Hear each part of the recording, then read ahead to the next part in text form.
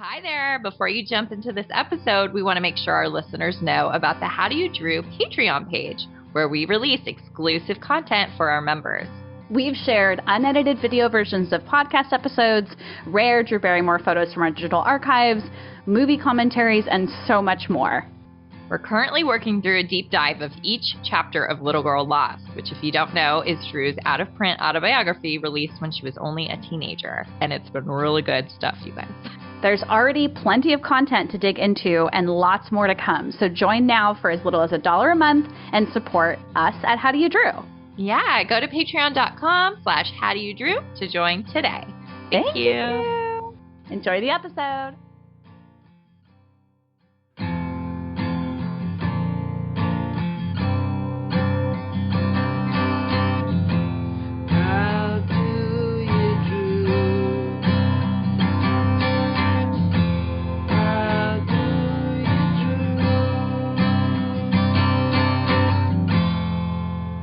Hello, and welcome to the 100th episode of How Do You Drew? This is a Drew Barrymore podcast brought to you by thedrewseum.com. And sponsored by our friends at Positive Medium. I'm Anne for the 100th time. And I'm Ashley. Have you figured it out yet? Have you figured it out? Could you possibly be new at this point? You know, possibly, since we had such an exciting episode for our previous episode. We really haven't seen any visual tick in our following yet. A little bit. Okay. I mean, the Drewseum Instagram went up quite a bit, but as far as cool. the pod, it's pretty just doing the steady climb as usual. Yeah. So if you're new, hi, this is our 100th episode. Yeah, welcome. Welcome. That's so crazy. I can't believe we're at number 100. But let's just get into the episode. Pretend like we haven't been doing this for 100 episodes. Yeah, pretend it's just a normal one. And but yay, celebration. This is our 100th celebration. Yeah, good job, Pardsy. Thanks, you too. All right, so let's get into the top of the show. What do we got? Just a couple little follow-ups that I wanted to talk about. Just some research finds that I had post the 50th birthday episode. Two things led me down some cool rabbit holes. Maybe you guys don't care about this, but I think it's really fun. And we care. We care. So because of the Wards being on Drew's 50th birthday episode of the Drew Barrymore Show, and the Wards are the family that Drew stayed with a lot when she was filming Firestarter and Cat's Eye. They were very important in her childhood. I'm still tripped out that we met them. It makes no sense because they're not public figures, you know? Yeah, it's very weird. Yeah, it's crazy. But because of that, and they had shared some really cool photos on the episode, which was great. Photos from the childhood days of Jennifer Ward and Drew. And there was one that stuck out to me. And I was like, Drew looks a little older here. And then I started realizing this really looks like the backyard of her Sherman Oaks house. So I did a little digging around and I was able to match it. So we can say probably around 1985. So a year after Cat's Eye would have filmed, it looks like the Wards came out to LA and visited Drew, which just made me really happy. Yeah, it is really heartwarming to imagine because also when we were there, they were talking about oh, it's been 40 years. And we were like, well, plus some, maybe a little bit. It sounds like it might be exactly 40 years this year since they've seen each other. That just made me feel good to know that it wasn't over right when Cat's Eye finished, there was a little bit longer. And I love that your brain was what feels familiar about that? Bench that they're sitting on. Yeah, and it was the bricks in the pool. I was like, wait a second. And funnily enough, on I think it was that Fox Famous Family show when they had other photos, there was another one of Drew and John Ward, the brother, sitting in the same swing chair, but I never connected it until how funny now. Yeah. Until that moment. Yeah. So we'll share the photos so you guys can see what we're talking about. Cool. And then the other little thing that happened was, I think you and I were just talking about the photo of Drew's parents that we had gifted to her 11 years ago that she's still crying about. And I think maybe, was it you that you were like, oh, I'd really love to really be sure the date on this to know if Jade was pregnant with Drew, right? Yeah. Yeah. So I just started thinking okay, I found oh no, I know what it was. you were wondering about where it was taken. Oh, that's right. Yeah. And I knew that it had been these like Charlie Chaplin apartments that our friend Lindsay Blake had posted about once on her website. I am not a stalker. And so, anyway, I just started like doing what I do of like, well, let me go check over here. Well, let me see if I can find this. I found like the back of a photo from the same day and it had a little bit of info. And then I went on to newspapers.com. Also, thank you, Lindsay. And I was able to find the article that that picture was taken for. Which is so cool. Oh my God. It's actually really neat. We have got to get this over to Drew somehow because it's really about her dad, like in this turning point of his life. Like it's sort of saying like he's left all this wild lifestyle behind and he went to India and now he's like settled and sober. That's like the vibe of this article. It's from September 1974. So yes, Jade is definitely pregnant here. But in the article, she's only called friend Ildiko. So it doesn't even say that she's like his partner or anything, which I found maybe they didn't know. Well, they might not have known she was pregnant. I was thinking Isn't the same that thing. Wild yeah. Because like if it was released in September, it could have been taken like that week, but it could have been taken a few weeks before. Yeah, weeks before, even a couple months before maybe. Oh, we're just putting together the pieces. Friend Which we love Ildiko. To do. Yeah, friend Ildiko. God, I'm hoping we can get a copy of this over to Drew because I was able to download it and it's really interesting. Like I was just riveted reading it. That's so cool. I love that there's just an endless amount of content about Drew and her family that we can just be like, oh my God, we found something else. No. And there was like that part that you were like, am I reading this right? It was like their toilet didn't work. So Jade like told the journalist like, oh, just leave it and I'll pour water in it later or something. That's like the only mention she gets in the article. It's about the toilet. She's the friend who deals with the toilet who also maybe is carrying his child. Yeah, you know? It's interesting. They talk about all the other siblings, the half siblings, and how they all have 3 different moms. Like it's all right there, but they don't know that the Drew is coming. They didn't do a follow-up in February. Like, come on. Yeah, right. Okay, I love those follow-ups. I love these little research tangents. So let's move on from there into Drew proclaiming her love for all kinds of things. I love love. All right. Drew loves all the fixings. I loved that one. Drew loves pillows. Okay. Cinnamon. Okay. Vanilla. Okay. Carnations, which I was like, wow, because that's my birth flower. And they're like, it's like the worst flower, right? I was going to say I've never liked carnations. No one does, except Drew. She also loves Domino's pizza. Okay. Valentine's Day. Okay. Quilts. Okay. Mindy Kaling. Oh, yeah. That came up like in several episodes, actually. Oh, cool. She loves vacations. A beauty backgrounder. What does that mean? Like a little research about beauty trends. Okay. Love a little beauty backgrounder. She loves chickpea flour. Okay. The news through the lens of pop culture, which I totally get that. I think that's the only lens I view Same. the news through. She loves dogs. Can you believe that wasn't on our list previously? She does not love dogs. I couldn't believe it. I That's so weird. Checked. And then finally, Drew loves al dente pasta. Okay. Which we both dig that.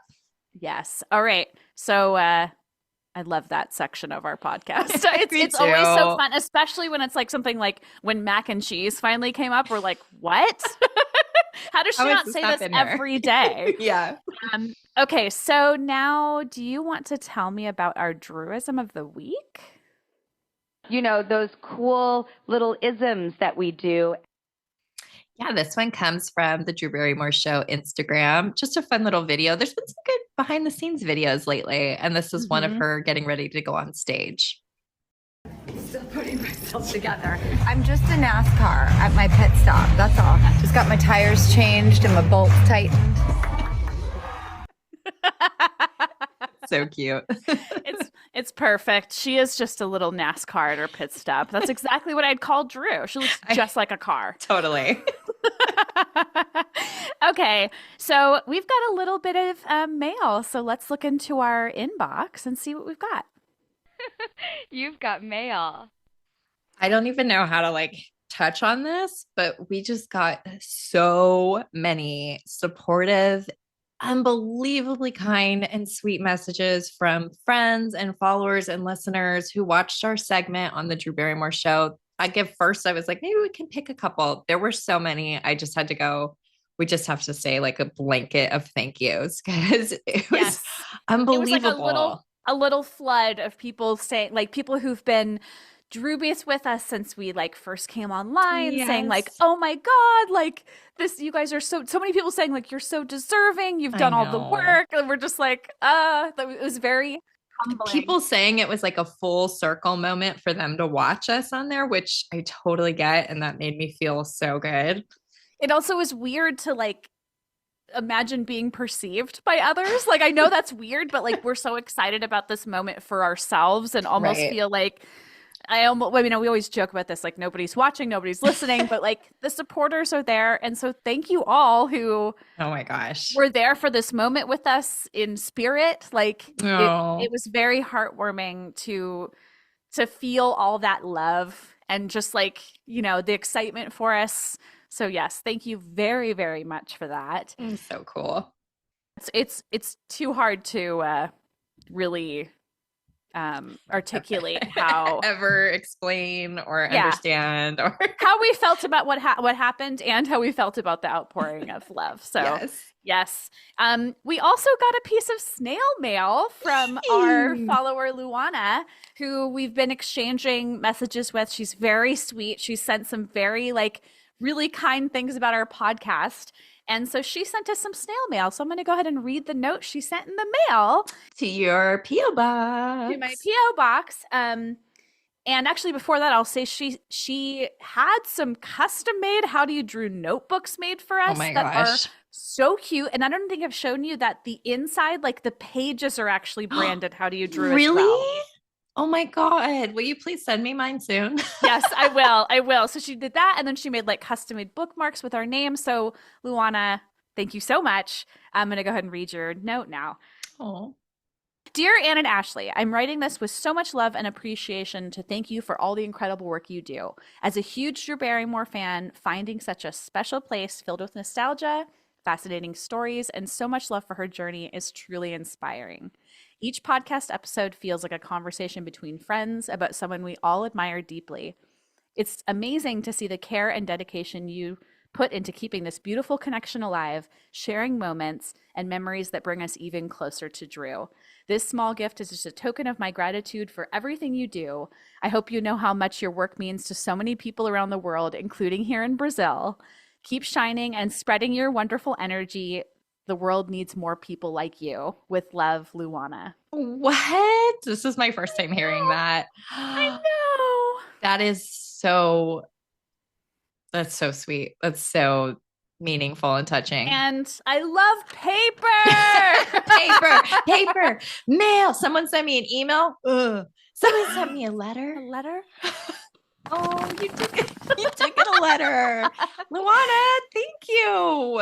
So thank you. Yes. If you would like to send us some mail, go check on our website for the address. Yes, it's on the contact page. Yes.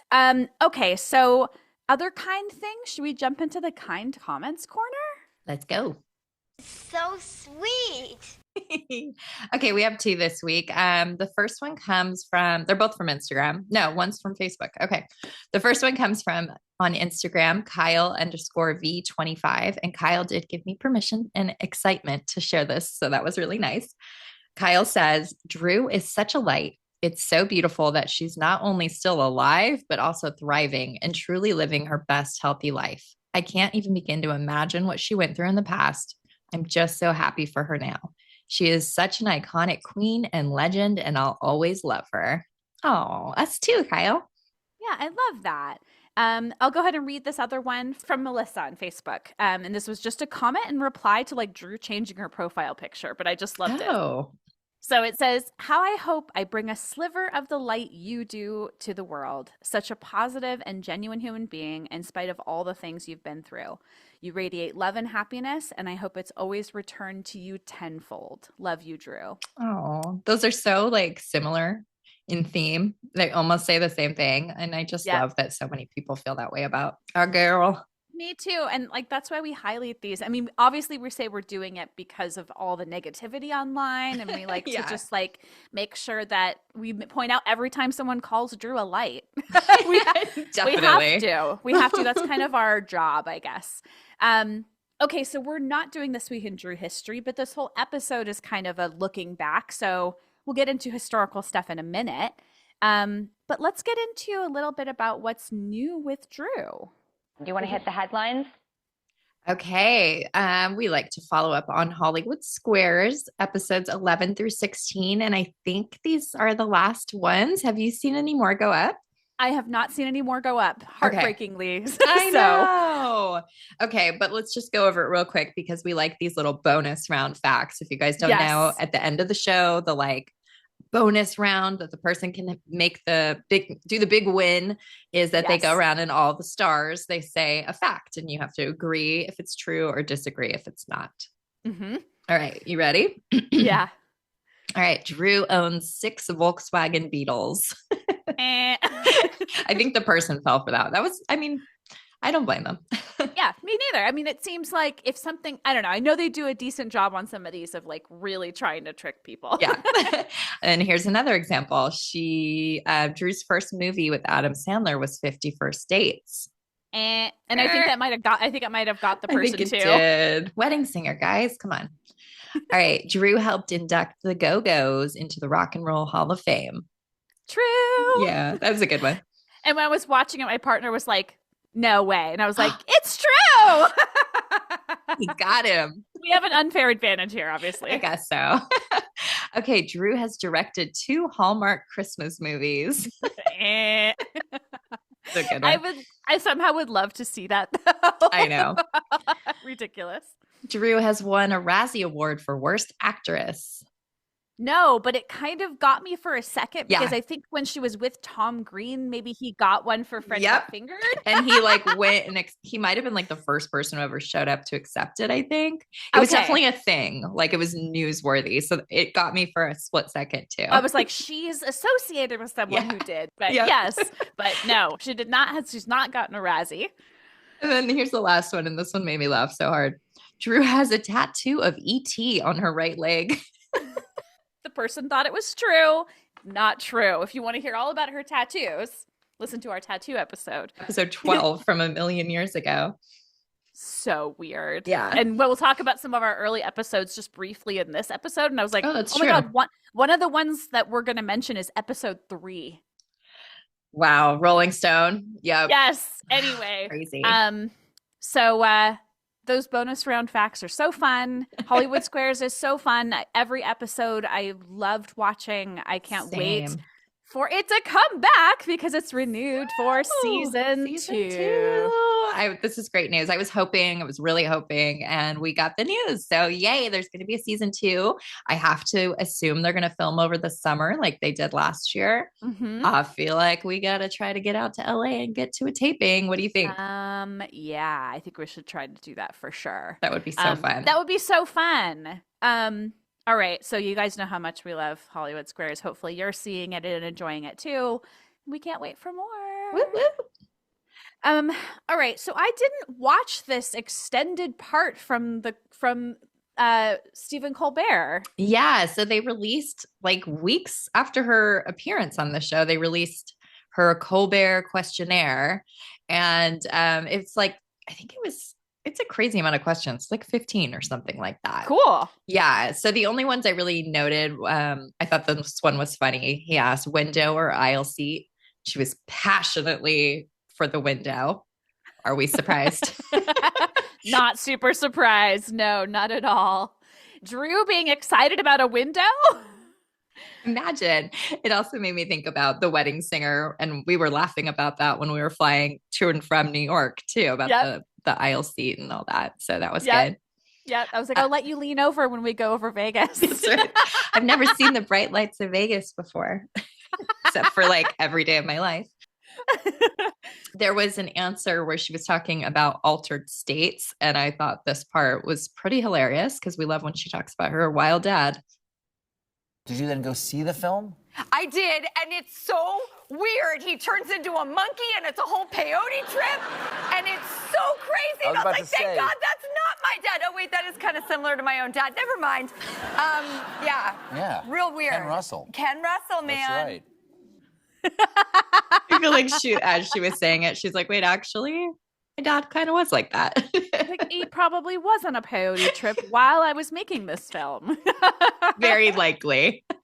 Out in Joshua Tree. Yes, I'll need to definitely watch the rest of this because I love their dynamic. I love how much Stephen Colbert and Drew love each other and how much he loves his wife. Anyway, so what else did you pull from that? The last little part I pulled, and like I said, there's tons of more, so go check it out. We'll link to it on the episode page. But he said to describe the rest of her life in 5 words. So she said happy, calm, silly, affectionate, and not taking it too seriously. So she cheated a little. But also that's like, it's great that those are all positive. Yeah, I know. She's at such a good place right now. That's lovely. It is. Yay. Okay, so what else do we got for our headlines? This was so random. So Drew went to Barcelona, Spain to speak at a tech conference called MWC Barcelona. And she was there to speak on behalf of child and teen phone safety for Human Mobile Devices, which is a company. And we know she's very passionate about this topic, but I was just like, damn, she went all the way to Spain for this? Yeah, Wild. no kidding. No kidding. And I saw some stuff about it and then I was like, what the hell? She's in Spain? Yeah. Like, okay. And then she did another tech summit. Yeah, not a lot of info out there about this one, but she was also participating in Verizon's first ever digital wellness summit. So she's just really feels really strongly about this. She just had somebody on the show last week, right? Yep. And so, yeah, it's inspiring. I'm not going to lie, as a mom of a teenage girl, sometimes I get a little lazy with that stuff. And I sometimes just need that little kick in the butt from Drew talking about it to be like, oh yeah, I need to stay on top of that. Yeah, I know it's hard. And when she was on that, or when she had that person on the show from US Cellular, they were talking about like, I forget what it was, like really lowering screen time. And she's like, I'm shocked that a cell phone company would be encouraging us to lower screen time. But I am addicted to my phone. So I would love to. I mean, yes, but it's hard. I mean, anyway, we don't have to get really into this, but I love Drew. I mean, Drew has always been kind of like anti-phone to some extent. That's true. You know, like talked about how she wanted to get a flip phone so she didn't have like a computer in her pocket. I mean, she still wants like the rotary phone in the kitchen with the long cord if she had her way. That's true. That's true. All right. So getting into other collaborations, which we've mentioned before, the cruise ship people are back. Love how you just said that. Well, they had to announce that Drew is the godmother, of the MSC World America cruise ship. I don't know what that means. I think it's just a cute way to say that she's going to be there to cut the ribbon when it first sets sail from Miami on April 9th. Hey, that's kind of cool. Yeah. But random as hell. So random. Remember when I missed her by like a day in Miami randomly 2 years ago? Yes, 3 years ago. You were at the airport right after her. And didn't you get us magazines signed by her? So I was at the airport. I flew out of Miami. Then like 2 days later, she was there signing copies of Drew magazine. And I was like, oh my God, figured out where it was in the airport. When I flew back, I found it and there were copies there. Anyway, it was just like crazy. I was like, oh my God, what are the odds? I've never been here. What is she doing here? It was just so weird. Just like almost literally just crossed paths. Yeah. Announcing the godmother of MSC World America. It's me. I'm the godmother. Like, is this a play on Ever After? Like, I don't know. I don't get it. It's me. I'm the godmother. Drew, explain what that means. No. The Da Vinci of this ship. I will make it wings. Naturally. I do love this little quote you pulled from the executive from the company who said, Drew is perfect for this role since she, quote, embodies our brand perfectly with her exquisite style and grace and her passion for the comfort and adventure we find through travel. That's nice. That's but pretty still, sweet. Remember when she jumped off a cruise ship because she hated it so much? Just saying. Drew, we need to ask you some questions. How can you possibly put yourself in this place? She'd be like, I got to end this interview. You guys are calling me out on my shit. And it's not fair. Hey, Drewbies. We are here to tell you about our website hosts, Positive Medium, and they sponsor the podcast. We've been clients of theirs for over 10 years, and we use them for all our website needs on thedrewsium.com. Their services include customized web design, professional coding, search engine optimization and marketing, plus hosting, which has been huge for us for many years. Plus, their incredible customer service has been one of our favorite features. They've literally saved our site quite a few times, and they always help with minor troubleshooting in a matter of minutes. So whether that's coding issues or back-end questions, etc., we reach out, we get help immediately, which is just invaluable. Lucky you. To our listeners, Positive Medium is offering 25% off any managed WordPress hosting plan using our promo code DREW. That's DREW. Visit our friends over at positivemedium.com. Thank you. Okay, so should we get into our weekly topic? Oh, this is such a good one. We've been planning this probably since we started the podcast. Yeah, probably so. It's always been on the list. So why not for episode 100? We're going to talk about Drew's long time relationship collaborations with photographer Mark Seliger. Yes, and we also learned how to say his name properly. On the podcast. So, on the podcast, Mark Seliger, we are here to celebrate you and your long-running relationship, established professional relationship with our girl. Oh my gosh, like over 30 years. Isn't that crazy? Oh, look how cute. Okay, so there's going to be a slideshow of visuals for this. If you guys, we'll put this on YouTube, this part of it. And then if you're on Patreon, we'll put up the slideshow so you can look at it at your leisure. Yes, so I'm sure I'm going to try not to just be describing pictures here in the audio podcast for you guys, but it just means you really got to see the visuals. This is about the visuals that created between these two collaborators, Drew and Mark. So, yeah. And I do want to say, I feel pretty confident he is the photographer that she has worked with more than anyone else, even more than Ellen von Unworth, who we did a whole episode on. He's even surpassed that. So these two have really got a special bond. Yes, they do. And we pulled a bunch of quotes of them talking about each other, which is so fun. But let's just get them just gushing about each other here at the top a little bit. Oh. So this is Mark talking about Drew. He said, "My history with Drew is one of shared creativity, pushing limits, collaboration, and true exchanges. She is special to me for many reasons, not the least of which is that early in my career, she is one of the first Hollywood actresses I photographed." Oh, and he also says, and this is from a book that I have. It's a really random book.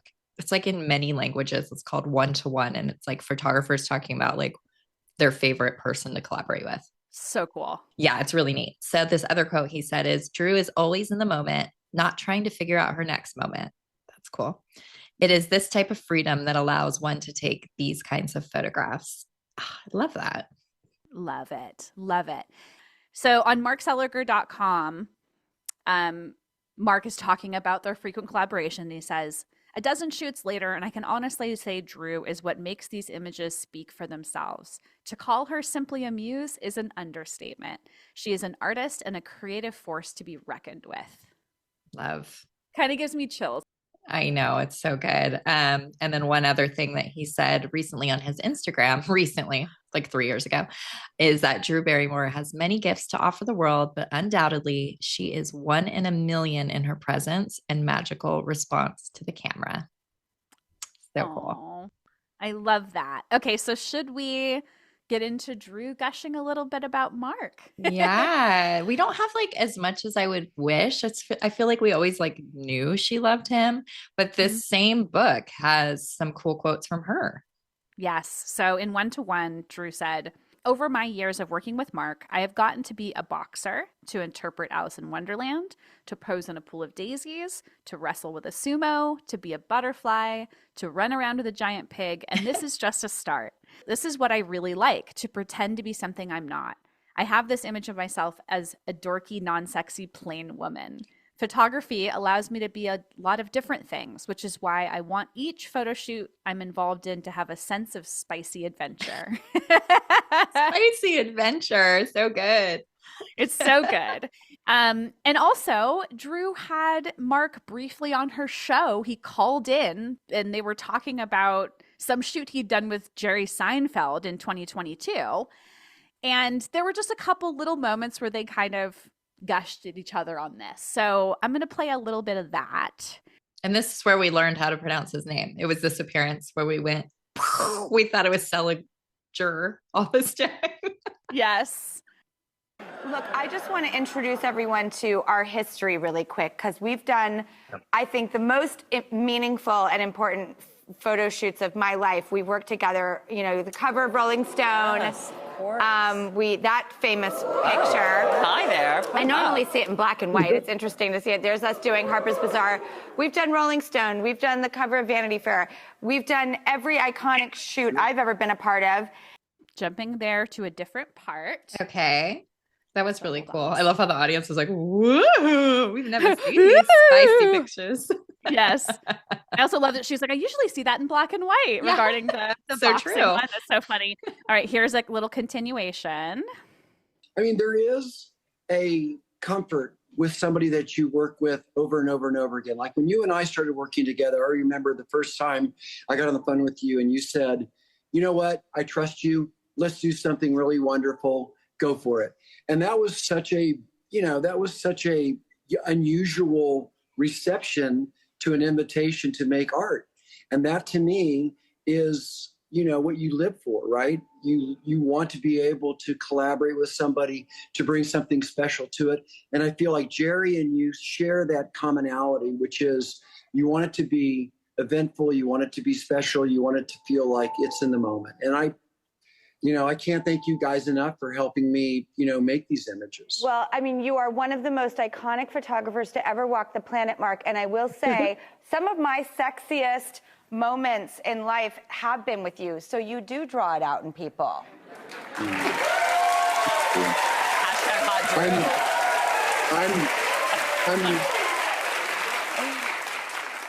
I'm nothing without a wonderful subject. So you've always been just the most gracious, kind person that I've known. So I love you. Oh, I love that. I know, it's so sweet, right? Like how she's like, hey, remember how I can get in front of the camera with you? I know, like as she's talking, it kind of becomes like a little thing. All right, so I guess we can maybe get into their work together now. I mean, we've kind of given a little introduction here. As you mentioned, she's got to be the most frequent collaborator photographer that Drew has worked with. Listing here are at least 14 photo shoots they've done together.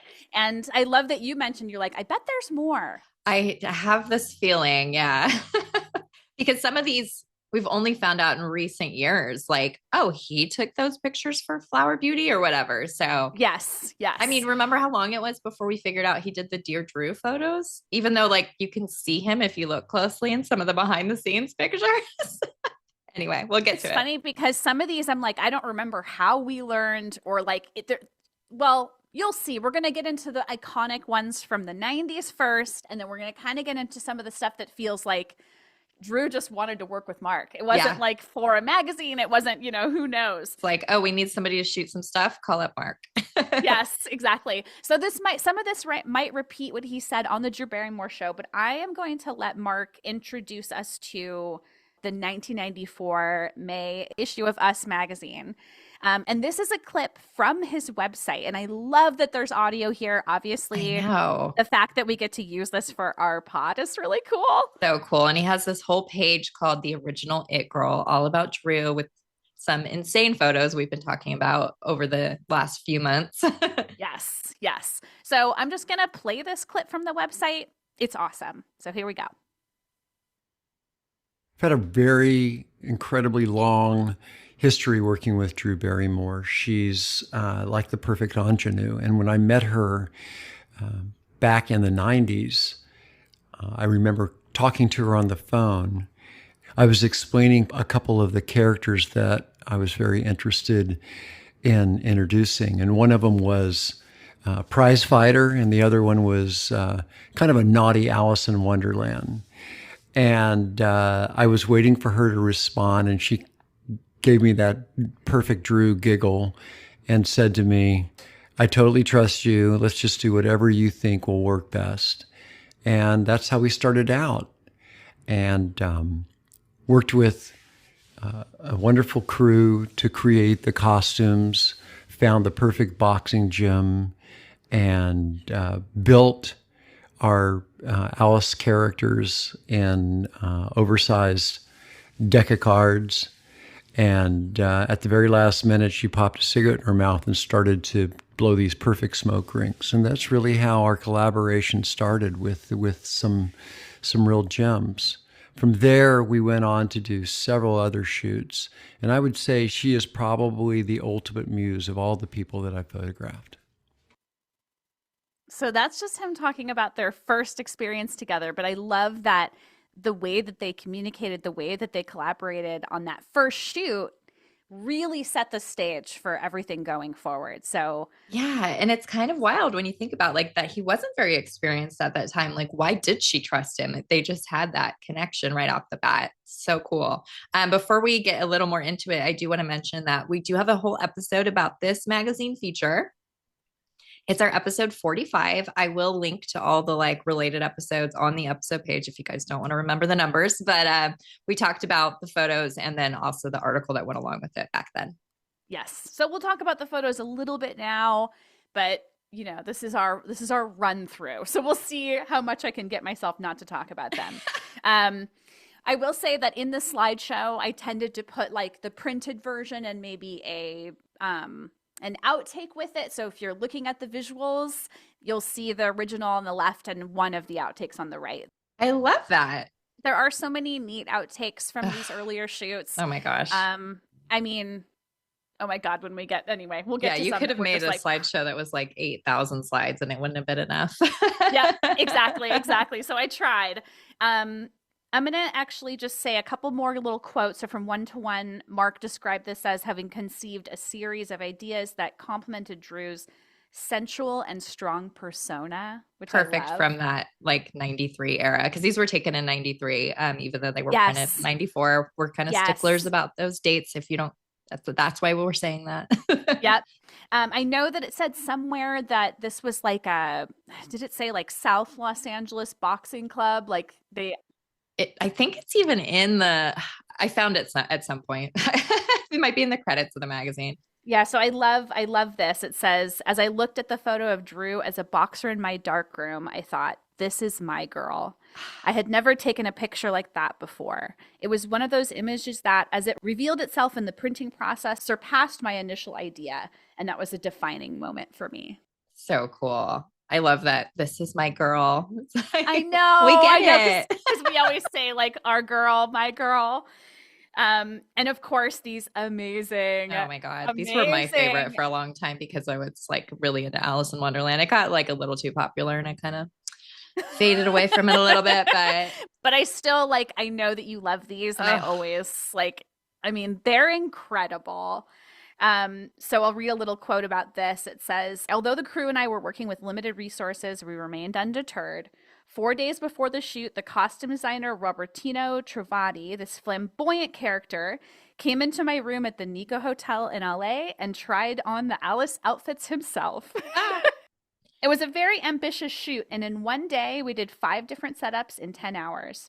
For the Wonderland shoot, Drew gave her own interpretation of an irreverent, precocious, modern-day Alice. Yeah, she did. He also talks about this in his book. I do not know how to pronounce the title of this. Do you? Physiognomy? Physiognomy? I like it. Okay. And he says, during that first session, we shot Drew as a naughty Alice in Wonderland, and we shot her in a boxing room in South Central LA, wearing only boxing gloves and a fighter cup. After seeing the day's results, I felt we had captured her like nobody had before. I'd revealed that little dark edge of the cute, familiar Drew Barrymore. She truly has the ability to be a chameleon. Drew is my original muse. Oh. I love it. And I love I'm just going to like flip back and forth through these, the like array of like characters you kind There's of so get. many. Like, I mean, they said there were 5 setups. We've got him here. I love that earlier we mentioned that she talked about walking around with a pig, but the one that was printed in this magazine is just her with her friends sort of snuggled up. Is it Justine on the left? Yeah, Justine's on the left, and Kim Greitzer is on the right. And that, I don't remember how much later was that pig one printed? Maybe only like a year or two later in like a young Hollywood issue of Us. It's so cute. So cute. Oh, and of course there's this one setup where Drew's wearing like, what do you even call this? It's like the frame of a hoop skirt. Hoop skirt. Thank you. And a lot of the outtakes from this, if you guys have not perused markseliger.com, you are crazy. Get there now. Do it now. The ones from this slideshow, all the outtakes pretty much are from markseliger.com that we've found over the past year. Like, it's nuts. And I haven't even included a lot of them. All right. I guess maybe we can move on to Rolling Stone 1995, which we've also covered on the pod. Yeah. In our episode 3, as you mentioned earlier, wild. But it doesn't surprise me that this was the first magazine we ever talked about, because this is sort of like the cover. I don't know. In a lot of ways, I would say this is like her ultimate cover. It is. Okay. I think so too. I'm glad you agree. Yeah, I her close-up face, the daisies, the tongue sticking out, the playfulness, it's like all of it is so emblematic of her, right?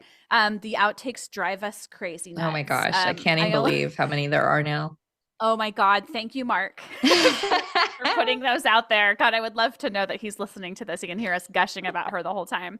Her and him, them together. Come on the pod. But yes, so the cover shoot for this is just to die for. Like, whose idea was it to put these wonderful daisies all around her, in the bathtub with her, you know, like things that weren't even in the magazine from this cover shoot ended up being like just so iconic. And it's just naked Drew with her tattoos and her daisies. Like, yep. That's all you need. I went ahead and put in the slideshow a couple other ones that were not in Rolling Stone, but have been printed in other ways. Like, one of them is in a tattoo book, right? Yeah, Isn't it like from the editors of Rolling Stone. Yep. Yeah. And then the other one where she's like in a kind of a bathtub or whatever with a bunch of daisies around her. I feel like this, when I was early on as a fan, like it was like Playboy and this would come up all the time because she's like, of course, naked. But I've always just been so obsessed with this, the black and white covered in daisies in the water picture. It's beautiful. It's somehow so sexy and elegant. That's our girl. Okay, so here's another little quote from Mark about this shoot. He said, during our next session for Rolling Stone in 1995, the weather fell apart on us. After shooting the sumo and Boy Scout pictures, we went up to the beach in the afternoon and set up a tightrope. The weather was so bad and the wind was so strong that it was nearly impossible for her to maintain her balance on this flying rig. So we switched sets and I took the photo of her on the beach kissing the circus horse. Their faces met half an inch away from each other in a decisive and spontaneous moment. Love it. Yeah, and it's kind of funny because we were talking about these tightrope pictures because outtakes just came of these. He just shared these and freaking blew our minds. And we were like, God, why didn't they ever use one of the tightrope pictures? And maybe it's because they were just struggling with the weather. Yep, absolutely. And these are special not only because we've got the one that's in this issue, Rolling Stone, that's black and white, but also for a magazine cover that we both love, Boulevard from 1997. I still don't have. I'm just so glad that one of us does. It's True. in our collection. But they used a close-up of the image that I put in our slideshow that's from this, that's in color. And so few of them are printed. Like, I know. So and for us to have outtakes now, like, they're just so cool. They're so cool. Her on the tightrope, like, oh my God. But they, as you know, it mentions, like, they had some ambitions, like the Boy Scout, which we only have one outtake of, the sumo, God. which we also only have one outtake of. Like, these are like whole setups. I and know. all we have are just a couple. Oh my gosh. Some of them we've got so many outtakes from, and some of them it's like so sparse. Like, anyway, Mark, get us some more. I want another Boy Scout one. I would flip out to see one of those. I can't even imagine. Oh my God. Like, they had to have done more than just her being tied up. Anyway, we are crazy about Rolling Stone 1995. I will cautiously tell you, go listen to episode 3, because I'm sure it sounds terrible auditorially. But us gushing about it is going to be, there's no way we won't be absolutely gushing about it. So if you want to hear us gush about it some more, go and listen to episode 3. Okay, I guess we're ready to move on to another one that we absolutely love. Another one of my absolute like favorites and like origins. Like, these were up on my wall before anything else of Drew. Like, I was just starting to like get interested in her, but thought these photos were really pretty, and that's why I put them up. So this is from Us Magazine, March 1997. We covered this in our episode 15. Wow, I thought it was later than that. Wild, and right? This one was done in Texas when she was filming Home Fries. So she's got the red hair, but it's kind of almost camouflage. Like, she almost looks blonde in all the shoots that they used, because her hair is like pulled up and back, which it's just funny to like realize these things later. Yep, absolutely. And these are so fun. We've got the like amazing famous close-up of Drew's butterfly tattoo that's in it. One of my all-time favorites. It's so stunning, so stunning. And then in the same setup, there's like kind of a playful thing going on at a bar, of which they did release. I don't know where these outtakes were. Do you recall? Yeah, I think I found these on like a photo agency. Oh my God. I know. So, and they just feel so different also from like the others. I didn't even include like a lot of the outtakes in here because the originals are just so amazing. One of the most amazing things they did for this was dress Drew up as a butterfly, which we did mention earlier.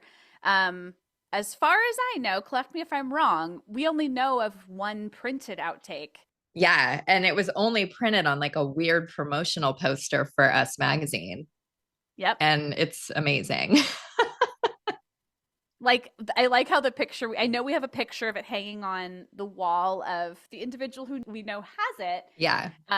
But I've got this low res image in our slideshow to look at and marvel at. It's still gorgeous. Yeah, butterfly Drew on the train tracks in Texas. It's just so cool. I think this is one of like, I feel confident to say one of her most iconic photos. People love this one. Yes. While I'm on this thing, I'll just go ahead and read it. Mark said in 1-to-1 about this. Drew always had a passion for butterflies. And in 1997, when we were in Elgin, Texas, she wondered aloud what it would be like to become one.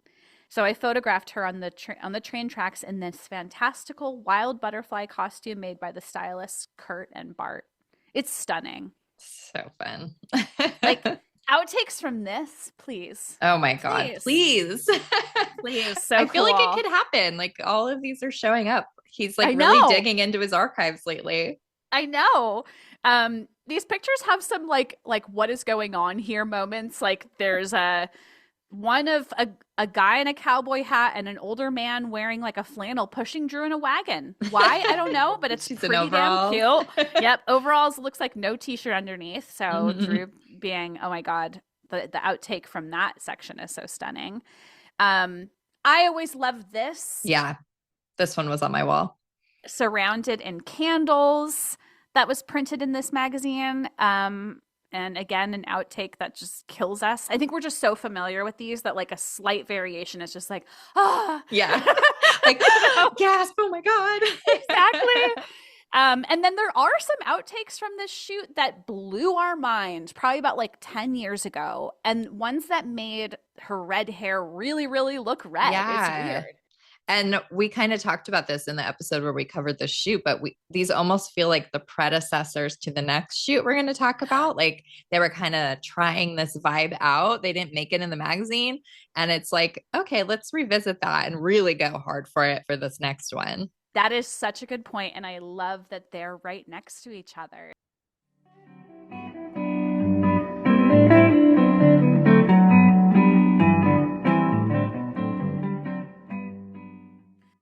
So let's get into Rolling Stone from November 2000. Are you like me? Everyone that comes up, you're like, oh, but this might be my favorite. You know what? There are so many ones that have like each of these, especially these first ones, like have something that sort of like rips my heart open. Like it's like so beautiful. So we covered Rolling Stone 2000 in our episode 34. So quite a bit later than the others, but this is obviously one that we love. And there are not many outtakes from this, but they printed a ton of them. Yeah, this is one of those special ones where there's just, I don't know, 10 plus pictures in the magazine. Mm-hmm. There are a ton. Mark had said in the book 1-to-1 that the images were inspired by photographers such as Ernest J. Belloc and wanted to shoot this in the style of a Belle Epoque erotica. And I looked it up, and the outfits that these like women are wearing in these like old black and white sort of boudoir images, they look so much like this. Oh, that's cool. I didn't put any in here, but it's definitely worth looking up if you want to see what the inspiration was. It's so neat. Some of my favorites in the magazine, I'm sure it is the same for you, are the ones of her in the kitchen where we've got a series of 4. Mark talked about this moment, and I think Drew maybe did in response as well. So Mark said that the end of the first day of the shoot, we were in the kitchen together and Drew was holding a bottle of milk. She asked, "Did you get what you wanted?" And I said, "Yes." She turned her back to the camera, dropped the front of her camisole, and poured the bottle of milk over her back, laughing. It was awesome. The perfect finale. That's so fun to know. It was just her spur of the moment. Like, are we good? Can I like change what I'm, kind of mess up this outfit? Yep. And Drew said about that, Mark not only took the shot, but also turned this moment into a great series of pictures, which, yes, like I love that you can watch the evolution of it happening in these. Yes. She says, I like to add my own initiative to the creative process, thinking that photographers might find an image they like. What I don't like is to pretend to be this pretty face confined to sitting on a stool. With Mark, I get to be whatever I want, silly, goofy, or sexy, or all of the above. And in this series, I feel like all of them are there somehow. Like, it's just great. And all of these are just so stunning. Drew, I'm sure we gushed about them in episode 34. So again, if you want to hear us gush about them, they're sexy in this old-timey, amazing, wonderful way. And all of the stuff she's wearing looks like, not all of it, but a lot of it looks like vintage lingerie. Yeah. It's beautiful, and she's captured beautifully. Thinking like this is probably one of the last like overtly sexy shoots she ever did. Right? Wow, you think so? I mean, I feel like there had to have been some pretty sexy ones when they released the second Charlie's Angels. Yeah, there's a couple. You're right, but like this is an era that's gone. Right. I'm just gonna flip back because not in the same way as having her be like totally nude on a chaise. Yeah. Like, yeah. They're so rad. Drew points out a specific image as her favorite, which I love that this is her favorite because it's also, I mean, is it yours too from the shoot? I mean, I can't pick one, but it's one of them for sure. I love this picture. So I'll let Drew describe it. She said, "One of my favorite pictures all time is from the same session. It shows me standing in front of a wooden shed wearing lacy shorts with a mask in front of my eyes. I love its mystery, sense of danger, and sexuality. It's an incredibly subtle image. It has a strong sensuality, but not overtly so." Yep. Yep, and yep. I love it. And I love that Drew like felt, I don't know. That it's I one of her feel like, favorites. yeah. And also, I don't know, because it feels dark in a way that she's not, you know, it feels like serious in a way that she's not. I don't know. She gets what does she say? It's dangerous. Is that what she says? Yeah. Sense of danger. Yeah. So cool. I love its mystery, sense of danger, and sexuality. So awesome. All right. I guess we can move on 3 years later. Such a pivot to this one. I know. True. So this is Vanity Fair from June 2003. And Mark said about this one, in 2003, when we were asked to work on a Vanity Fair session together, it seemed somewhat serendipitous that it would be both my first and her first cover for the magazine. That's cool. We decided to recreate the feel of Hollywood's golden age. The first shot was in the Hollywood Hills, and the next series, including the image of Drew in the car with her dog, that's Vivian, by the way, was to be taken in Malibu. Only the sun was setting very fast, and to be sure we made it to the beach fast enough to get the last shot, we prearranged for a police motorcade. We got there in 12 minutes, and that was how our first cover came to be. Oh my God. That is great. Love some behind the scenes shots of that happening. Oh my God, the police motorcade. Yeah. So good. So good. And I'm just flipping through them. This is another situation where there are not a ton of outtakes available that we've seen, but some, and I've put some into this slideshow as well. These images of her in the white dress, Ashley, I feel like they were printed elsewhere, but I don't know. Yeah, where. I think at least the one on the left was like for like Australian Marie Claire or something like that. Yeah, these ones aren't right. They've always been on photo agencies, like high res. They're not hard to come by. So maybe they feel a little less exciting because we've seen them a lot. Yeah. I know we mentioned this before, but this is a photo shoot that Ashley recreated back when we were on the Grapevine, as just sort of like a fun thing we used to do. Yeah, everybody was tasked with like recreate one of Drew's photo shoots, and this is the one I picked, and you picked Bizarre from 1996. Very emblematic of our styles and looks, our vibes. Absolutely. Okay, so Drew said, again, in the book 1-to-1, there's lots of stuff in there. It's so great. Drew said, when we were asked to work for Vanity Fair together, Mark and I had the same reaction. We'd better step up the plate, we thought. It was the first Vanity Fair cover for each of us, a magazine we each respect so much. We decided it was time for both of us to show a more mature side, yet again, try something we hadn't done before. This is always how it works with us. Mark comes up with a new idea and I start running at full speed. He never stops me and I never stop trying. That's so cool. And the mature thing definitely reads here. And I feel like pretty much going forward, we're going to see their collaborations looking a little more mature. We don't even have quotes for any of the future ones from here on out. So we'll just kind of have to like go through them. And I don't want to say they like start getting less special. Like there's definitely some special ones coming up here that we'll talk about, but this is sort of like Drew's becoming more mature. She had this like weird 2009 wild year, but they didn't work together that year. So there's nothing to show from it between the two of them. Yep. That's true. I just have to say before we leave this section that I love the pictures of her with, is it Vivian? Yeah, me too. So sweet. Like the one that's printed is amazing. And we also just happen to have one outtake that's also just absolutely stunning. Oh, and Vivian's in the car too with her. Really, really sweet. So Vanity Fair, that was so cool for Drew to be on Vanity Fair. I mean, obviously we were live fans at this point, so it was like super exciting to have her on that cover. We bought this together at Walmart in Fontana. I fully remember it. Oh my God. Good memory. Good memory. And as Ashley said, we don't have quotes for these other ones, so we're just going to kind of be going through, which is kind of crazy, the last like 20 years of their collaborations together.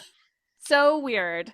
Okay, so UKL, it's always so interesting when shoots are done specifically for a foreign version of a magazine. I agree. It's like, wow, how'd you guys get away with that? And this one, I don't know if you're like me, I always forget this is him. I wouldn't have remembered that immediately. Yeah. Seeing them, when I analyze them, I can see like there's that energy, but they also feel really high fashion-y.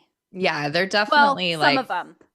This is like very of the time for her. Like I feel like this is sort of what she was going for a lot in this era. I hate to use the word boring again, but they're just like something isn't quite sparkling the way it normally does between the two of them. As you show a disco ball sparkling.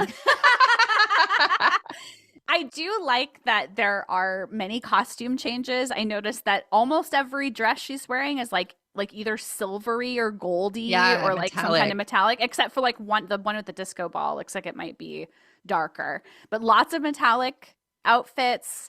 Yeah, I'm very curious. I do love the image of Drew where you can see like a film camera reel. Sort of. Yeah, like shadow over her face.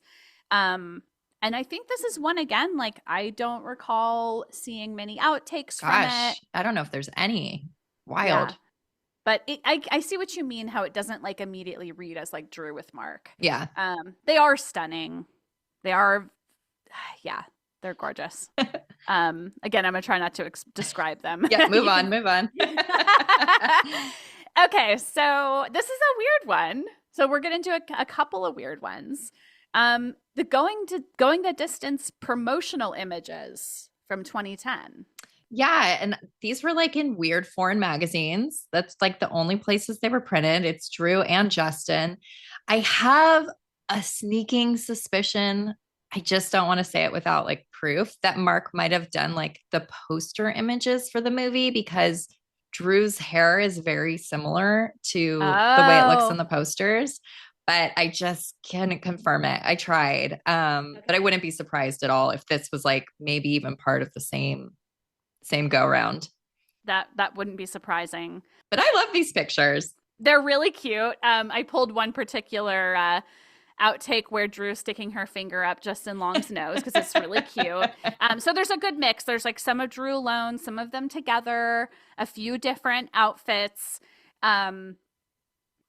As far as Drew's look, like she looks beautiful, but there's nothing super like exciting about the looks. They're just sort of like business casual. Yeah, I guess so.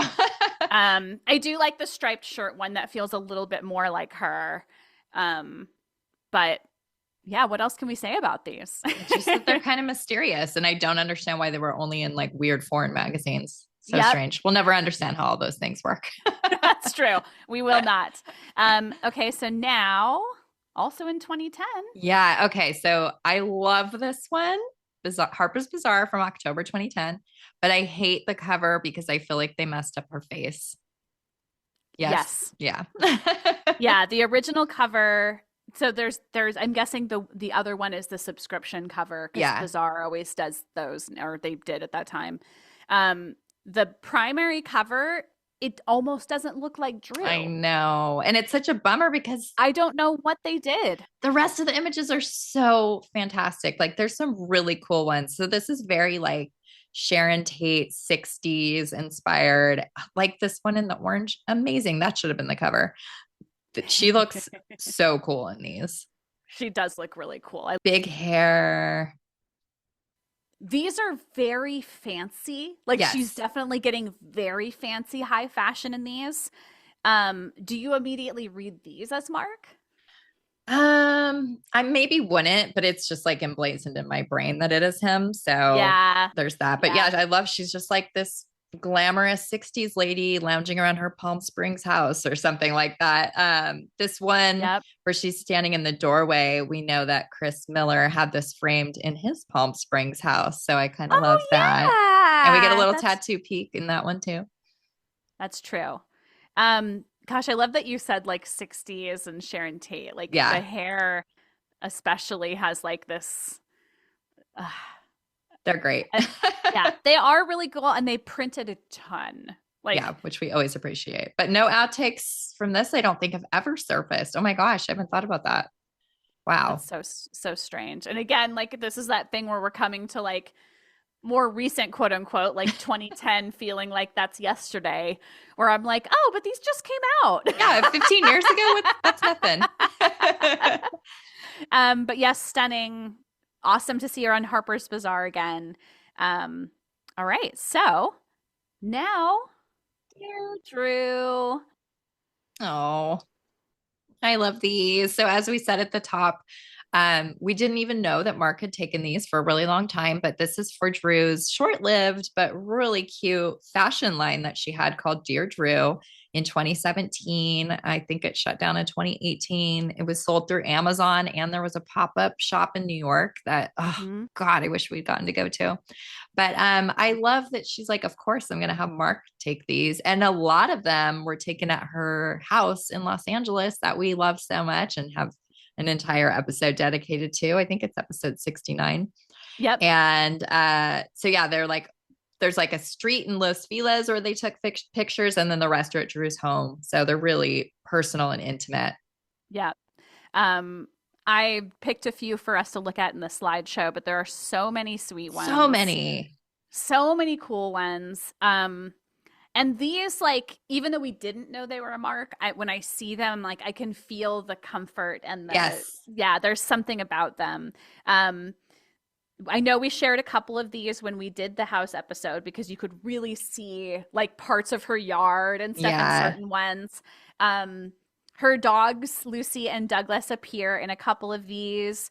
There's a really neat image of Drew looking at a photograph of Dolores Costello. That's really beautiful. Not to talk over you, but there's also the framed photo of her maternal grandfather in the background of that picture. It's funny. I actually was going to ask you if you knew who that was. Yeah. So thank you. But there's just something so... I think the fact that they were for a brand that was Drew's, like only Drew's, obviously there have been many of those, but there was something very her about these. Yeah, very personal. Yeah. Yeah, once again, what else do we say? We loved this line. We loved Dear Drew. We wish it was still here. I miss it. We wish we had access to that beautiful house that she no longer lives in. I want to talk about that. As if we ever had access to it. In these images we did, in a way. This was our one of our entrees into it.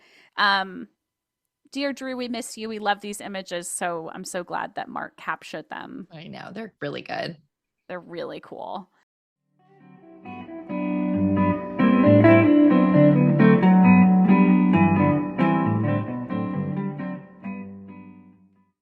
Okay, so next is from the same year, and also a very we found out probably way after the fact that he took these. These are the actual poster promotional photos for the first season of Santa Clarita Diet. So I think this one in the director's chair of Drew in the red dress was the first image that ever came out related to the show. I remember this being a big deal. And he did all the key artwork for it, which is really fun. I think that was totally just Drew going, I want Mark. Yep, I think so too. And this is something where we got access to a whole bunch of outtakes of this. There were so many. 500 maybe? I picked a few cute ones. Just because, but this was, they had to have been having fun because in a bunch of the images, Drew's holding a fake finger and pretending to bite it, or, doing I don't know. It's really silly. There were also video versions of some of these, in her in the red dress, and I wondered if Mark worked on those too. Oh, I'm sure. That's so cool. I forgot about that. Yes. But these are sweet and fun, and of course they were purely for the show. So in them, she's kind of playing Sheila a little bit. I'm it's totally off topic ish, but I really want to cover this show season by season, or I don't know how we'll break it up. But if you guys want us to cover Santa Clarita Diet, please let us know, because it's been it's in the back of my mind as something that we should be doing soon. I'm trying to think of how we would do it. I know. Groups of episodes. I'm not sure. Yeah.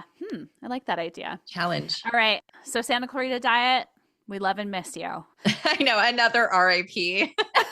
Yes. And now we have this kind of strange one. Speaking of Photoshop.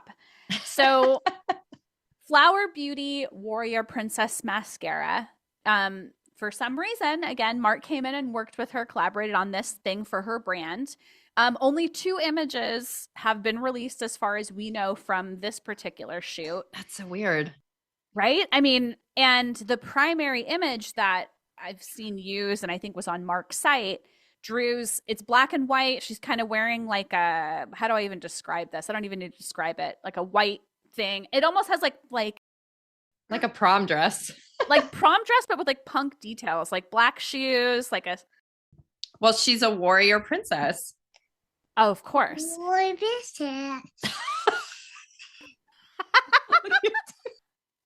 But I do feel like there's something about Drew's face that looks very Photoshopped. Like it doesn't look like her chin. The first time I saw that picture, I thought they like Photoshopped her face onto a different person. Like it just, yeah, there's something weird about it. But I want to see more. Yeah. Because definitely. This has like a fun, exploratory, exciting sort of like she's got a fun outfit on. Like we've only seen one. I know. And they're by Mark. So again, like did we find out he took this because he put it on his site? That's probably it. Yeah, I think so. So very recently discovered. Yep. So that was 2018. And now we've got more related to Santa Clarita Diet, but more as like a promotion for Netflix. These images from 2018. Yeah. And these were these printed anywhere? I don't know. Maybe in like a couple foreign countries. I've never seen a print version of these. They're very strange. The only reason we've seen them is because of our wonderful friend Renata at Drew Barrymore Brazil. She got a hold of these somehow because she's magical like that. But yeah, great photos of Drew and Timothy Oliphant. This is definitely in Drew's sort of sad phase. I feel like I can read that a little bit in these. Do you see that as well? Well, it seems sort of like a ho-hum yeah. smile on her face a bit. They're cute. I sound like I'm like being like, I guess they're cute. I think honestly, I'm feeling like one of the reasons why when we get to these ones that like either we didn't get printed or maybe got like very few of them printed, there's less of a nostalgia. Yeah, there's no like tangible connection that we have. Right. Yeah, right. That's a great point. We still love them and want Mark to work with her forever, but you know, there's something about these where I'm just like, I never held it in my hand. So next, I don't know. Valid. It's so strange, you know? Okay. Getting into something that feels very fun is a collaboration with Drew and her brands, but feels somehow more like Mark and Drew. Yeah. I don't know, in a weird way. Flower Eyewear, a shoot from 2019. And how did we find out Mark did this? I think again, like it was either credited in the one random place or he shared something. I don't know. Very lucky find as well. But these I love. Okay. So now I'm like, oh, we're like back. Like maybe because she started feeling better in her life. Like this feels more like fun and them and they're having a great time together. Mm-hmm. And I couldn't help but pull a few because they are so darling. So cute. And they're all like very colorful and yeah, and luckily we have quite a few from this. We do. And I just picked a handful of them. I love that one with her arm tattoo up. Beautiful. I know it's so neat. So I love these so much. I love that Drew like can pull in this person that she has such a like established relationship for her brand stuff. Like again, not surprised. Like it had to be a hand-picked thing. And last but not least. Oh, not least at all. This like has their DNA all over it. Yes, it does. Like this, I think New York Magazine from June 2023 just made us. There is a nostalgia to this. Like it evokes the feeling of their 90s shoots in a way that maybe some of these other sort of murmur in between ones do not. Like this one is like, yep. We're back, baby. Yes. I'm sure we gushed about this when it came out. Oh, yeah. There are a bunch of images of Drew like washing her hair, including the cover of the magazine is her in her like shower. It's like her personal shower in New York City.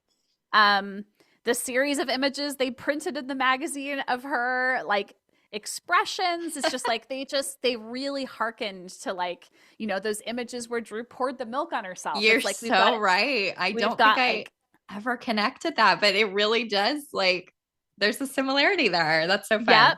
Yep. And then the other one that was printed in the magazine of her like brushing her teeth. Why is that so sweet? I don't know. We both love that one for reasons unknown. It's just so like she's very natural. I was going to say fresh face. Like she does have makeup on, but there's something very her about it. Yeah. I don't know. Goodness. My favorites. Yeah, I was just going to say, and then your favorites. From this New York magazine, Drew in her, does she call it her meditation closet? Yep. So they printed 2 of them in the magazine. I still have them as the backdrop on my computer because I love them so much. Oh. And we've got a couple of outtakes of this. I think maybe a couple of them were on Mark Seliger's website.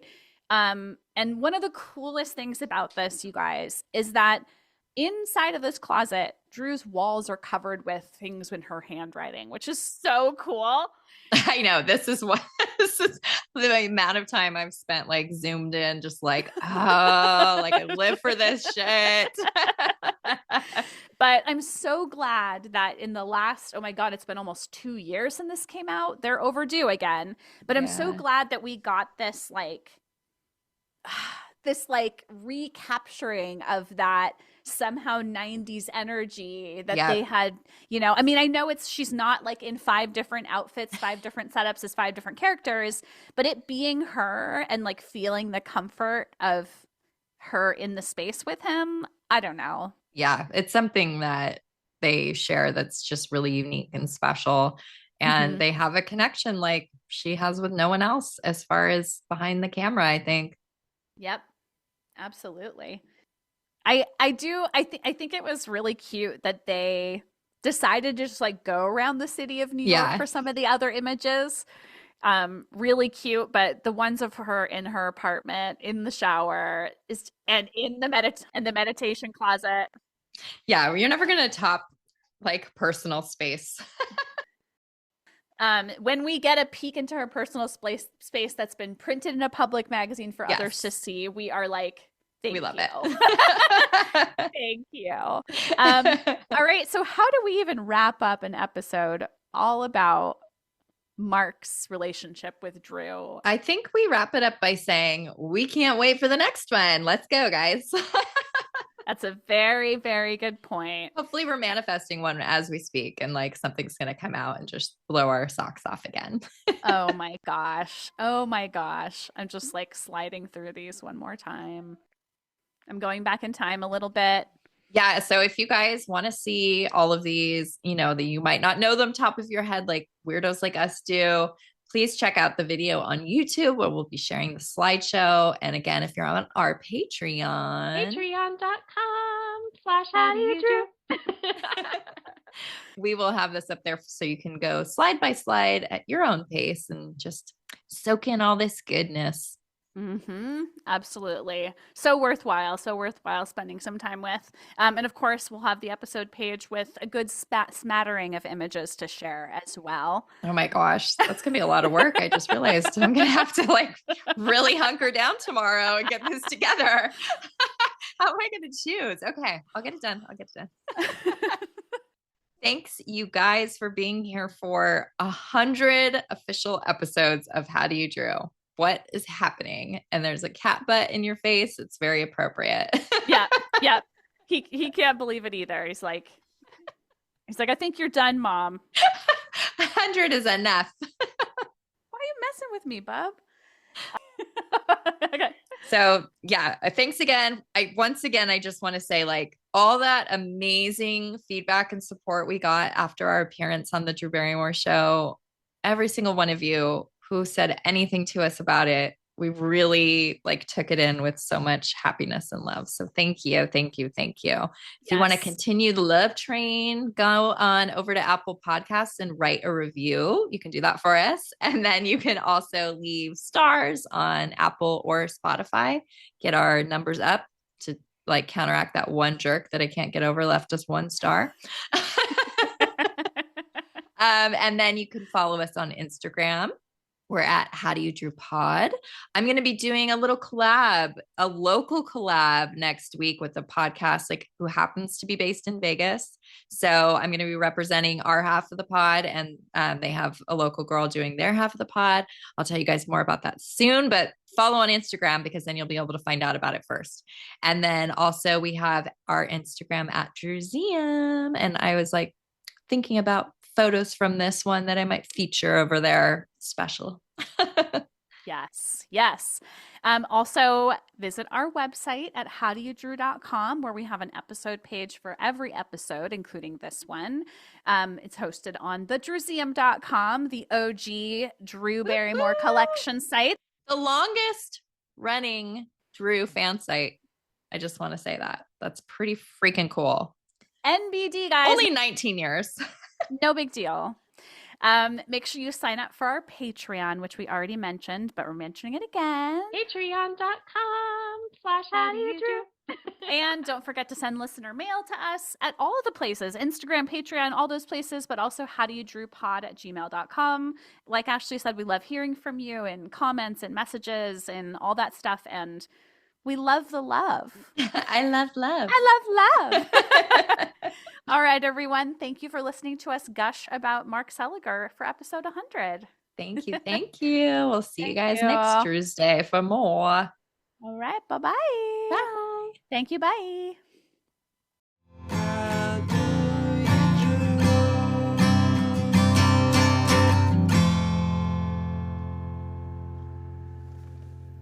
This episode of the How Do You Drew podcast was researched and produced by Ashley and Ann from thedruseum.com with help from our sponsor, Positive Medium. Special thanks to Matt Costa for our lovely theme song, Roxy Prima for our adorable logo, and last but not least, Drew Barrymore and all the Drewbies who love her. We do this for you. Thank you.